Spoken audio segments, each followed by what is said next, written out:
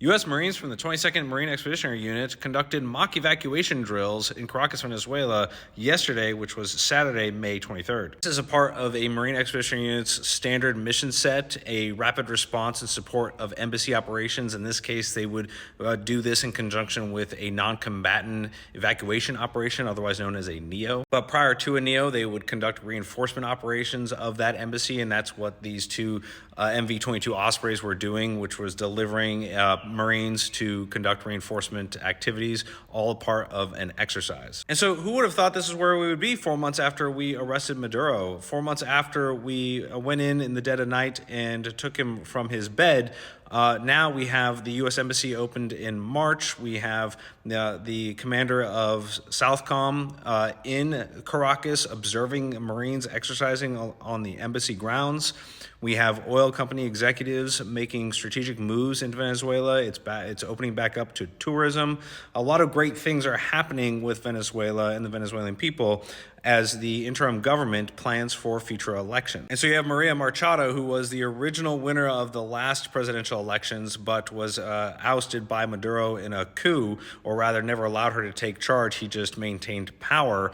Is currently making her rounds in the Venezuela diaspora in Panama, and talking to Venezuelans about the future of Venezuela as they prepare for the upcoming elections. And this is all part of Trump's larger strategy to shore up power and influence in the Western Hemisphere as we prepare for deglobalization, transforming into regionalization with global ties, where the Western Hemisphere is our backyard and we need it to be stable. And so we have, in the process of stabilizing Venezuela, working with the Colombian government on drug cartels and improving Panama's situation when it comes to international trade, as we have the Panama Canal. There's a lot of great things going on in Panama that we'll cover later. And then, of course, we have Cuba that needs to be handled as well. We simply cannot have a despot socialist regime in our back doorstep, allowing for elements like China and Russia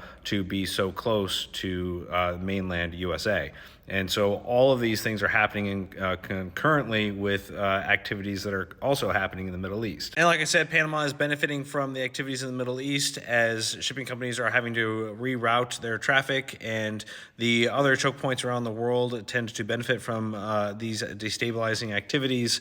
The Panama Canal, for example, you have to request time slots to line up and go through the Panama Canal. And so they are now busier than ever. And as this article suggests, they should use this windfall wisely as they continue to receive current economic development, not just from this, but from other activities associated with Trump's focus on the Western Hemisphere in his Don Road doctrine. But let me know your thoughts on all the activities that are happening in the Western Hemisphere. Everything from Mexico to Cuba to Venezuela to Colombia to Panama, and anything else you could think of. Have a good day.